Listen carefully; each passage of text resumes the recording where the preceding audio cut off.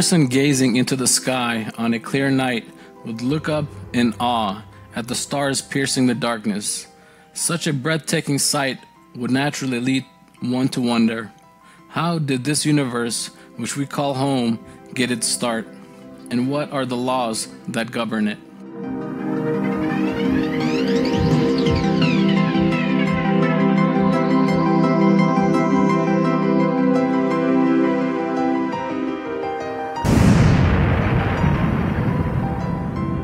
The order of the heavens.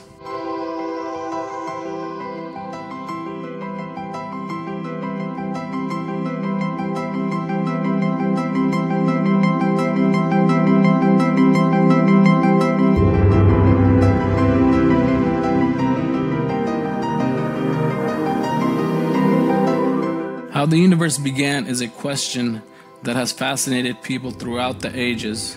Many scientists and philosophers agreed on one truth concerning the origin of the universe, namely that it had beginning and was created. However, in the 19th century Europe, some circles began to speak out against this truth.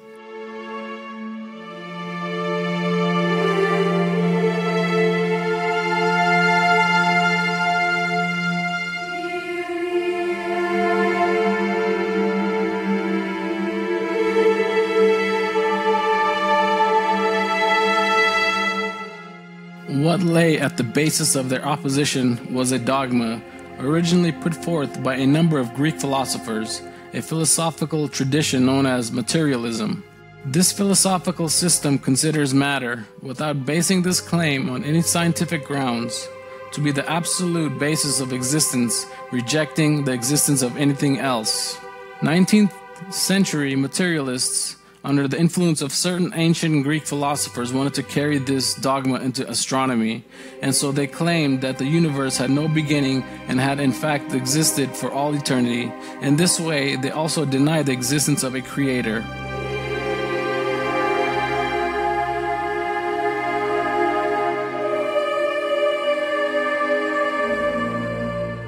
Years later, this materialist view was disproved by 20th century science. Observations and calculations showed that the universe was created by a large explosion some 15 billion years ago.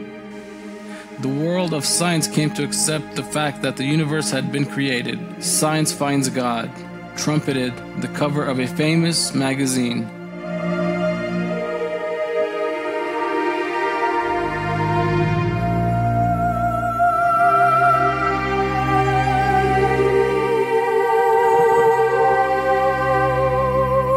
Now let's travel back in time to the beginning of the 1900s and see how the Big Bang Theory was formulated.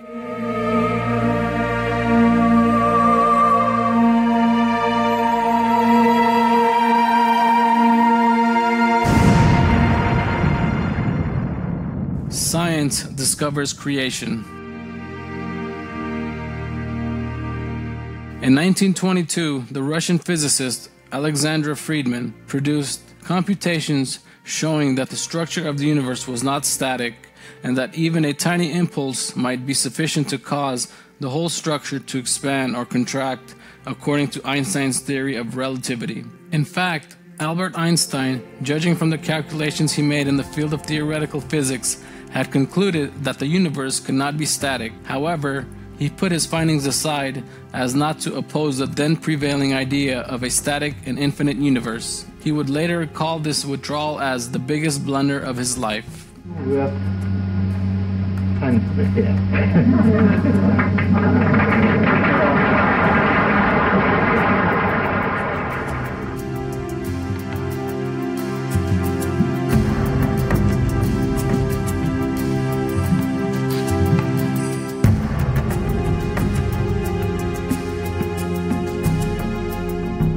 In fact, even before 1922, some clues pointing to an expanding universe had already been discovered. But then it was thought that there was one single galaxy in the universe, the Milky Way.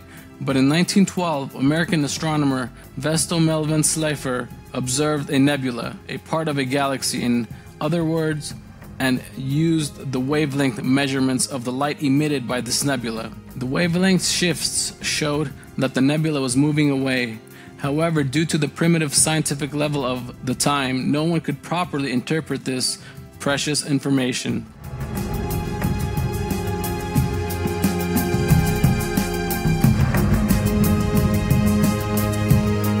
The calendar read 1929 when something different happened. Using an industrialized kiln, the largest kiln that had ever been built, workers were fashioning a colossal mirror. This giant mirror was going to be placed in a telescope which was larger and more powerful than earlier models, and the telescope was destined to be used at California's Mount Wilson Observatory, which would witness one of the most important discoveries of all history.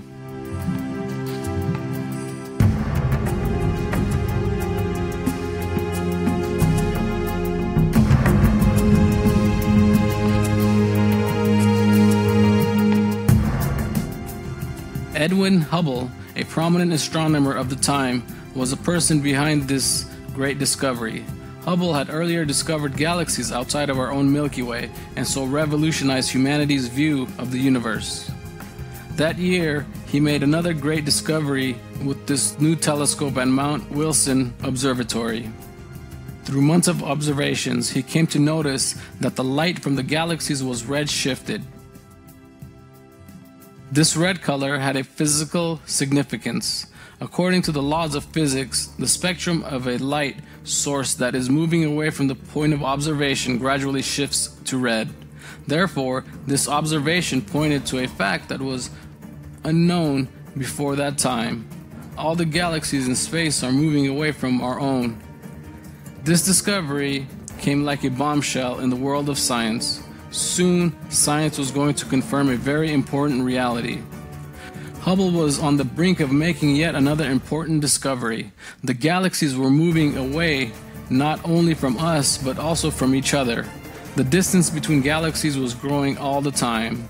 There was only one way to interpret this. The universe was expanding.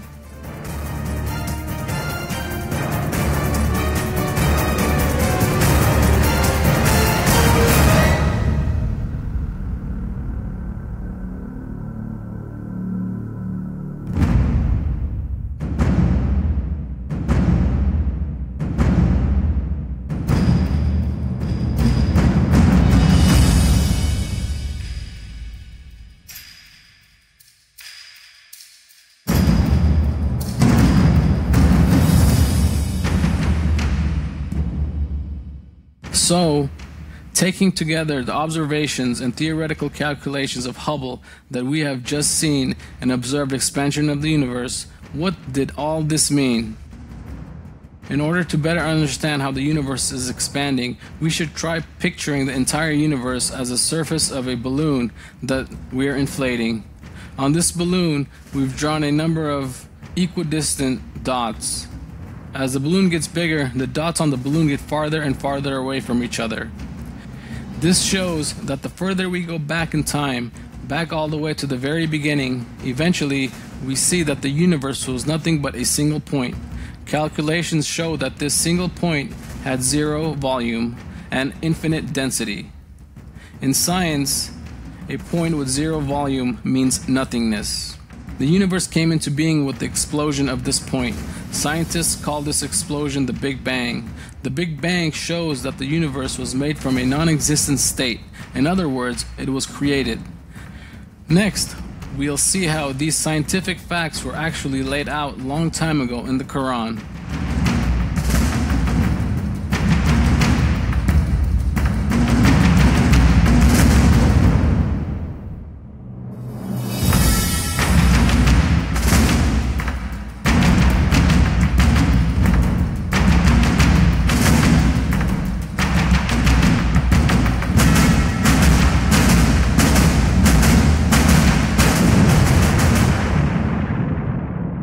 Miraculous information in the Quran.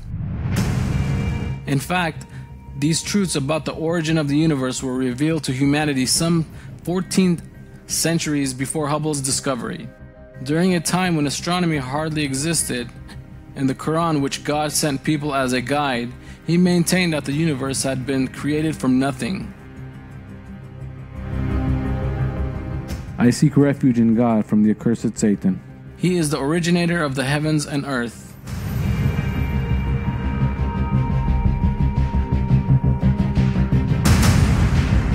Current scientific research proves that all matter which now forms the universe used to be gathered together in a single point, which later came to separate. But this truth that was uncovered by the Big Bang Theory had been revealed to people 1400 years ago in the Quran.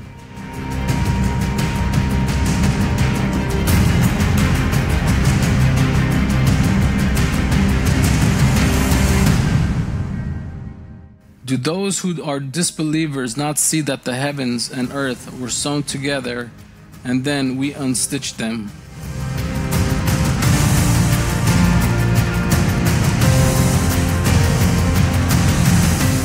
Similarly, centuries before science existed, the Quran miraculously told people about the expansion of the universe.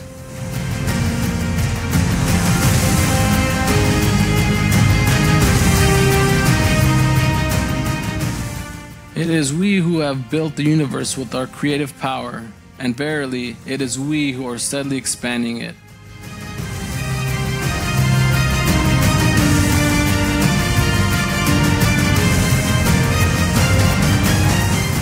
All these facts that were come across as a result of 20th century scientific research were actually related in the Quran 14 centuries ago. And this proves to us once again that the Quran is the Word of God. So how did the Big Bang Theory win its scientific victory? How did the defenders of materialist thought suffer a defeat when faced by the Big Bang? The Big Bang's victory against materialism.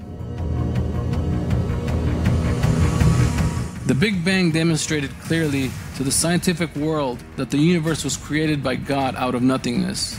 Still, this didn't stop some materialists from blindly rejecting the Big Bang.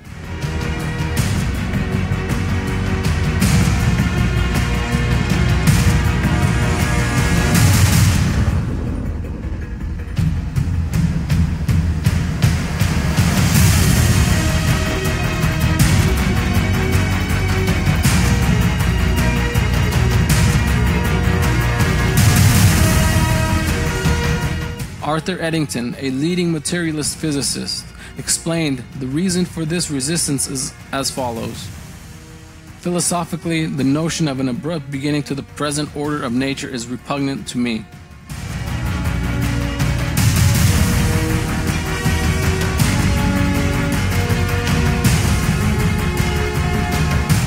Surely this statement of Eddington's was due to a blind adherence to his ideological prejudices. What a scientist should do, however, is to evaluate the data revealed by science in an objective manner and accept the result no matter what.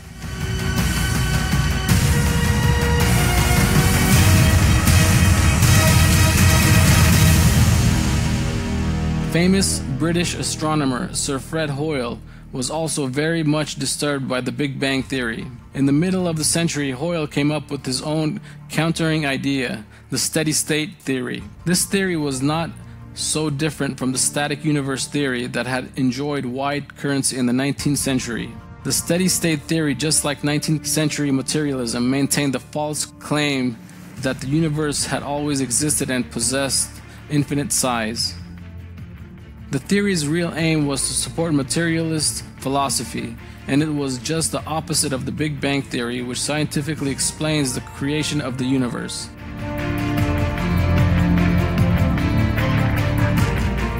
Defenders of the steady-state theory resisted the wave of the Big Bang for quite some time, but science was progressing and moving against them. In 1948, American physics professor George Gamow made an important discovery about the Big Bang.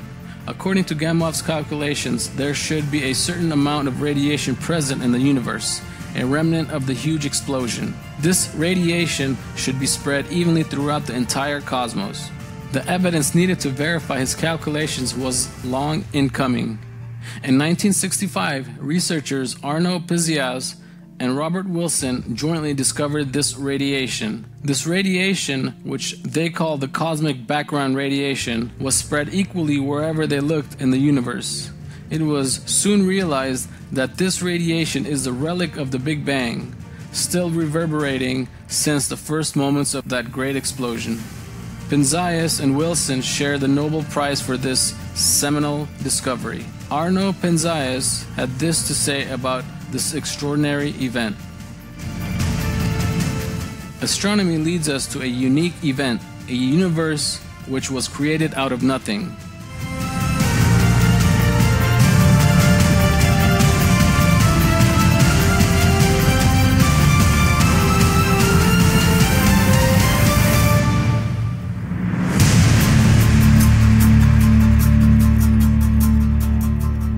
In 1989, NASA launched a satellite into space to study the cosmic background radiation phenomena. The sensitive sensors on board the satellite, called COBE, confirmed Penzias and Wilson's calculations in just 8 minutes. COBE captured evidentiary remnants of the Big Bang from which the universe sprang.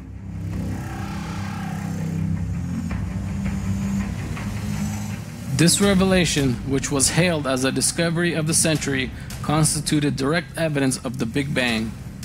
This proof of the Big Bang was proclaimed loudly by worldwide media. We can all understand what one scientist today called the discovery of the century, if not of all time.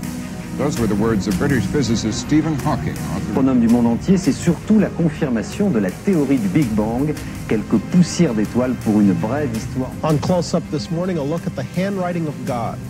That's what scientists are calling the latest data they're getting from outer space. Astrophysics.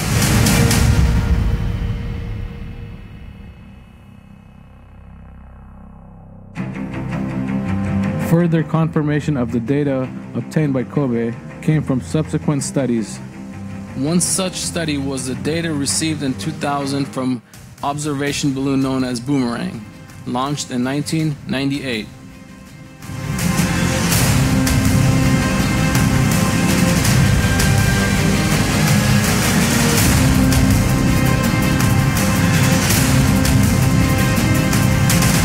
Equipped with state-of-the-art technology, telescopes, and traveling 120,000 feet above the Antarctic, the balloon made it possible to obtain detailed and explicit data regarding cosmic background radiation. One of the scientists who analyzed the data, Michael Turner of the University of Chicago, said that the data obtained from Boomerang confirmed the Big Bang as follows.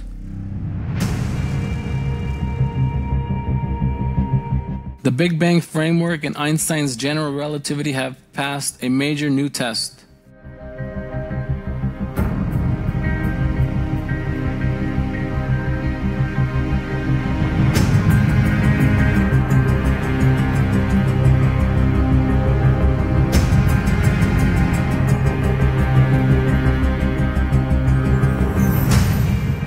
The WMAP satellite launched into space in 2001 sent back data in 2003 revealing significant details matching with the data obtained from the Boomerang balloon. Besides evidence like the expansion of the universe and the cosmic background radiation, another important sign was the amount of hydrogen and helium gas present in space. Scientific observations showed that the ratio of hydrogen to helium in the universe was exactly the same as the calculations predicted would have remained since the Big Bang.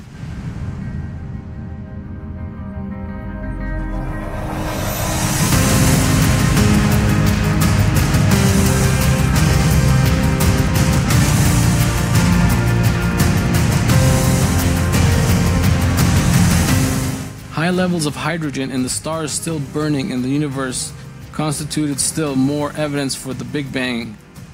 Because if the universe had no beginning and had existed eternally as the materialists claimed, the hydrogen would by now have turned to helium. All this clear evidence led to the recognition of the Big Bang theory throughout the scientific community. In this way, science discovered the fact that the universe had been created.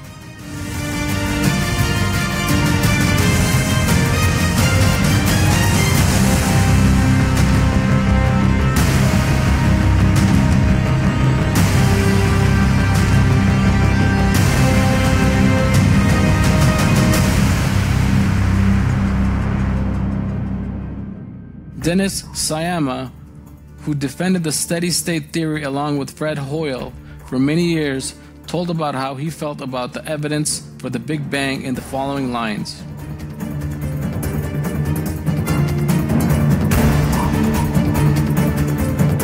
I was a supporter of the steady-state theory, not in the sense that I believed that it had to be true, but in that I found it so attractive I wanted it to be true. But as hostile observational evidence piled up, it became more and more evident that the game was up and that one had to abandon the steady-state theory.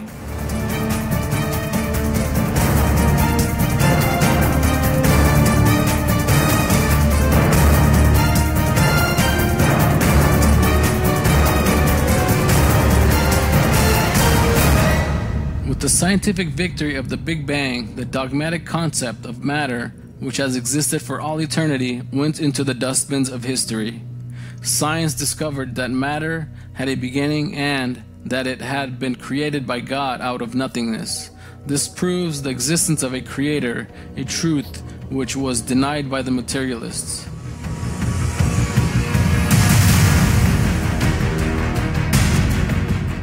Upon facing this unambiguous fact, famous philosopher Antony Flew was driven to make this confession.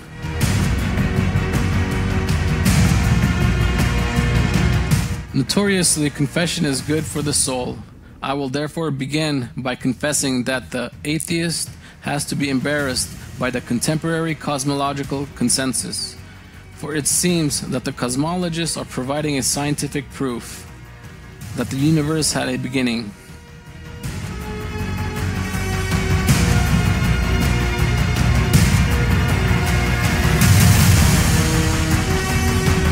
The Big Bang proved that not only did matter have a beginning, but so too did time. Time was also created with the Big Bang, because time is a concept that depends on matter, and one can't talk of time without matter.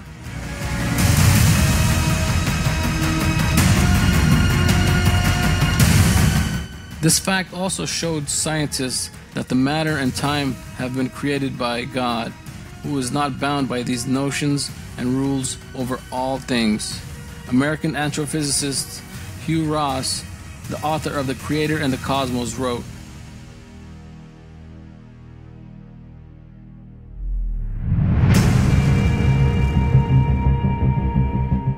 "If time's beginning is concurrent with the beginning of the universe, then the cause of the universe must be some entity operating in a time dimension completely independent of and pre-existent to the time dimension of the cosmos. It tells us that the Creator is transcendent, operating beyond the dimensional limits of the universe."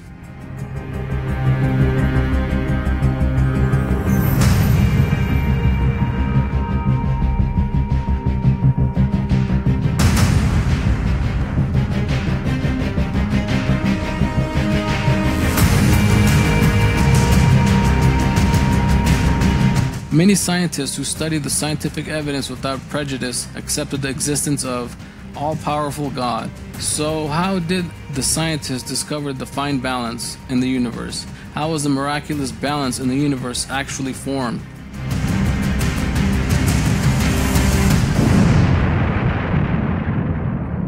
The miraculous balance in the universe.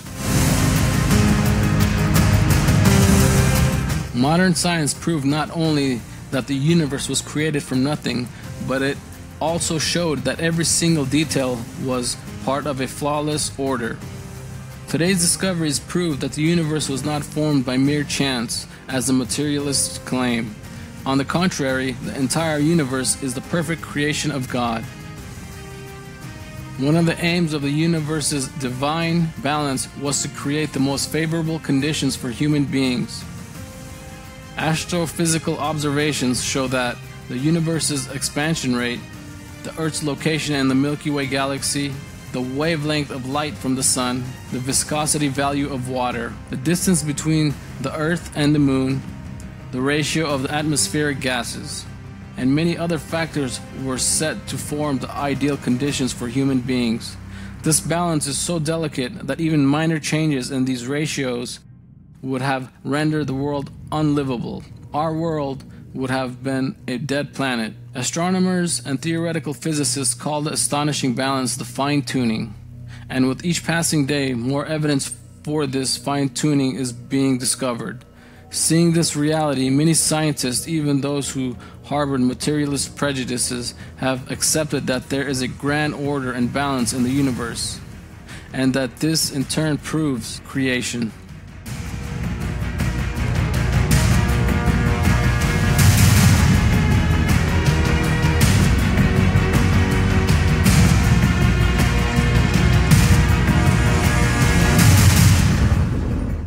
For example, British astrophysicist George Ellis wrote that these fine-tunings present in the universe could only be explained by a miracle.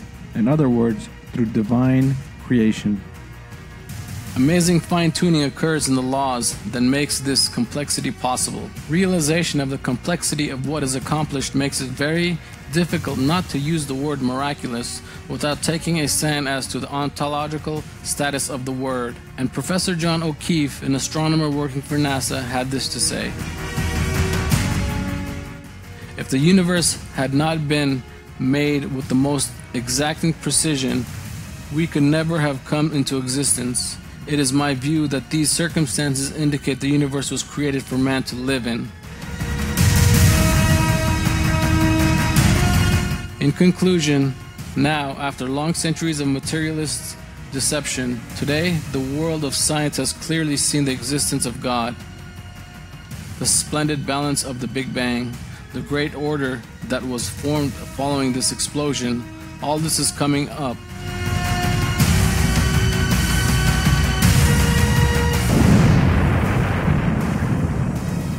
The splendid balance of the explosion. As we have seen, the universe in which we live came into being about 15 billion years ago with a great explosion, and it went on to expand and take its present form. The vacuum of space, the galaxies, the planets, the sun, the earth. In short, all the universe's structures and bodies were formed as a result of this explosion. But there's a great reality. The Big Bang was a wondrous explosion that included all of the matter that was needed to form the universe. If it had been nothing but a chance explosion, the matter formed in it would have spread around pell-mell, randomly and without order.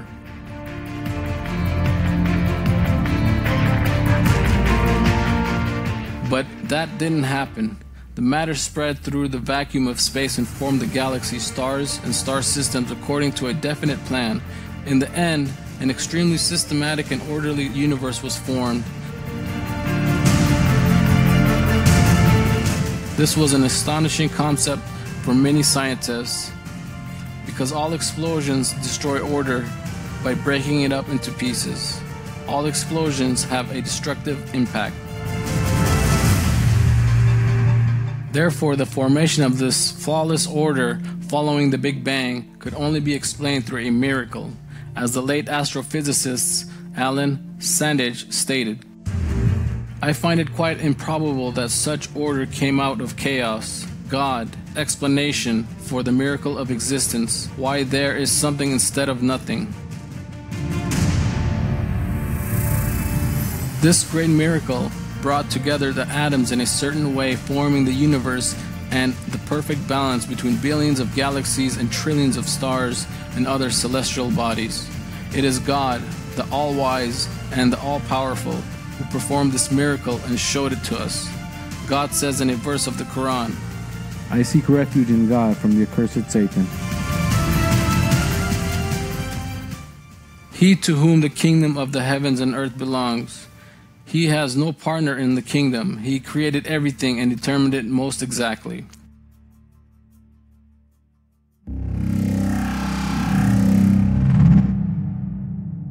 The pieces of matter that were formed as a result of the Big Bang started flying away from each other at tremendous speed. But if they had flown apart slightly less quickly, all the matter would have clumped together before the star system to form due to the intense force of gravity. And if the universe had expanded just a little more quickly, then the matter in it would have scattered and spread out across the universe, lost in a way that would have precluded the formation of both galaxies and stars. In either of these cases, there would have been no living creatures, us included, in the universe. But neither of these situations came to pass, and instead, an extremely well-designed expansion rate led to the present order of the universe. So just how delicate is this balance?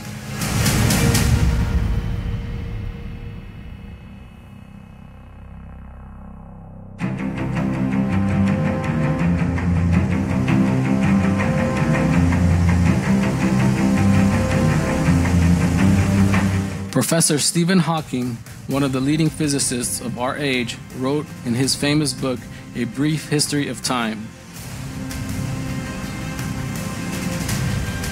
if the rate of expansion 1 second after the Big Bang had been smaller by even 1 part in 100,000 million, the universe would have re-collapsed before it ever reached its present size.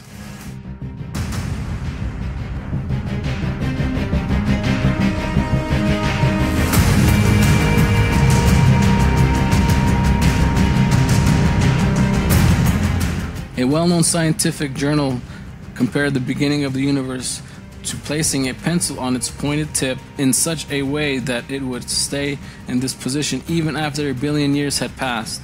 Such a balance is truly beyond the comprehension of the human mind. What does this extraordinary balance point to? Surely such a delicate balance cannot be explained by mere chance. Rather, it points to a conscious formation. Theoretical physicist Paul Davies from Australia's Adelaide University accepts this reality, despite his support for materialism. The seemingly miraculous concurrence of numerical values in nature's fundamental constants must remain the most compelling evidence for element of cosmic design. What Davies avoided explicitly saying for ideological reasons and referred it to as cosmic design is creation. The clear results of science led Davies, a materialist, to recognize the fact that the universe is the result of creation.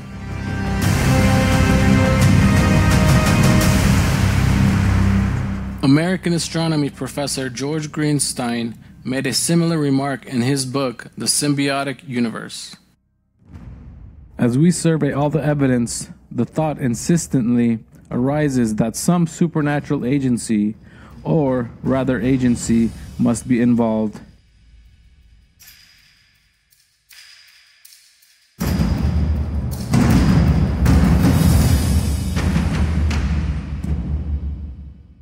In sum, the unique plan and order in the universe point clearly to the existence of a creator who possesses endless knowledge, power, and intelligence. That creator is the Almighty God, the Lord of all the worlds. Now we'll look at the purpose of the vast vacuums of space. What would have happened if space hadn't been so large?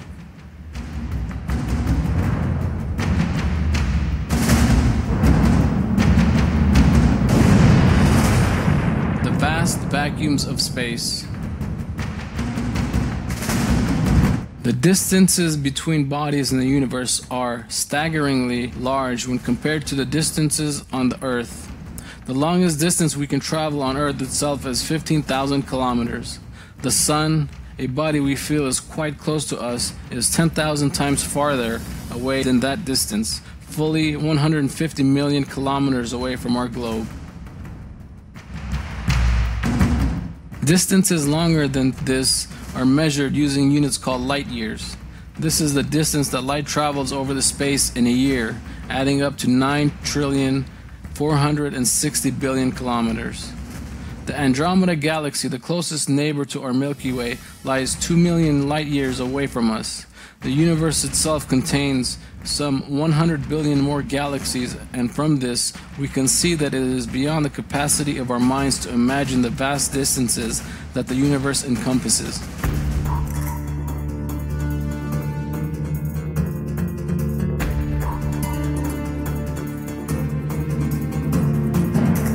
So why is the universe so large?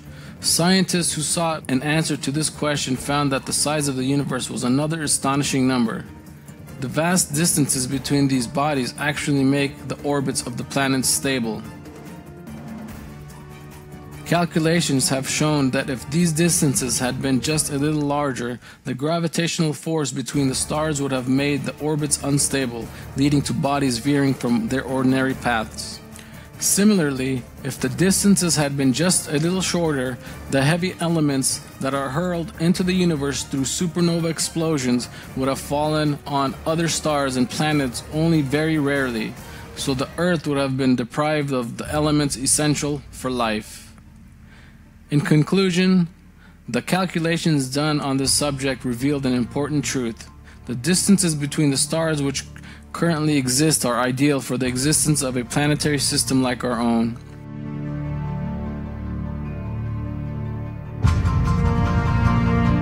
In his book, The Symbiotic Universe, Professor George Greenstein wrote,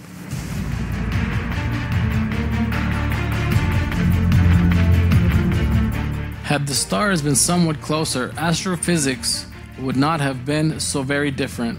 About the only difference would have been the view of the nighttime sky from the grass on which I lie, which would have been yet richer with stars. And oh yes, one more small change. There would have been no me to do the viewing. All that wasted space. On the other hand, in this very waste lies our safety.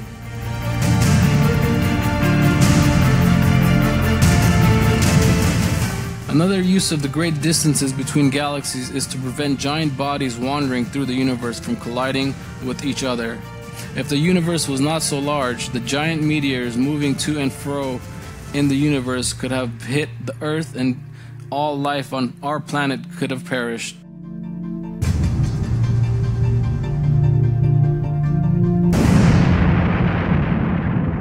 Black holes. The concept of a black hole was first considered in the mid-18th century. The theory, first postulated by the English scientist John Michell, was later named by the American physicist John Wheeler in 1969. A high concentration of mass in such a small space where even light cannot escape from forms a black hole. Due to primitive levels of science, physicists used to maintain that we were able to see all the stars. However, as science advanced, it later emerged that there were stars in space whose light we were unable to perceive. We could not see them because their light had disappeared. Black holes have enormous gravitation, one that captures even the fastest particles. For example, the final stage of a typical star, 3 times the mass of the Sun, ends after its burn out and its implosion as a black hole of only 20 kilometers in diameter. Black holes are veiled from direct observation. They nevertheless reveal themselves indirectly by tremendous suction which their gravitational force exerts on other heavenly bodies. The Quran refers to black holes in a verse as follows: "When the stars are extinguished,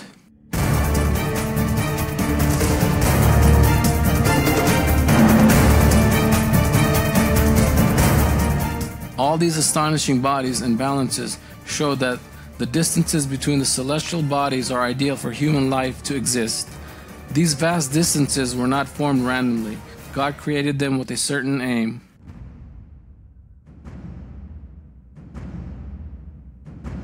He who created the 7 heavens and layers, you will not find any flaw in the creation of the All-Merciful. Look again, do you see any gaps?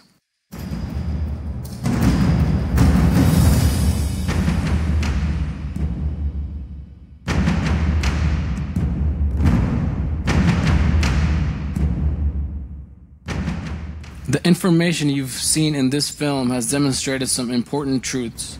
The materialist philosophy that denies both the existence of God and the creation of the universe has been refuted by modern physics and astronomy. Science proves that the universe was created by God. There is a divine order and balance in every single detail of the universe. God formed the ideal balances for human beings.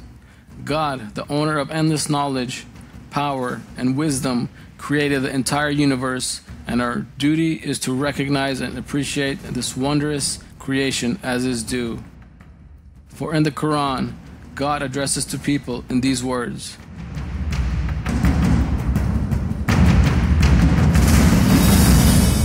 Your Lord is God, who created the heavens and the earth in 6 days and then settled himself firmly on the throne.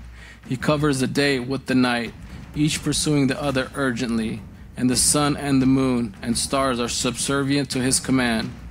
Both creation and command belong to him. Blessed be God, the Lord of all worlds.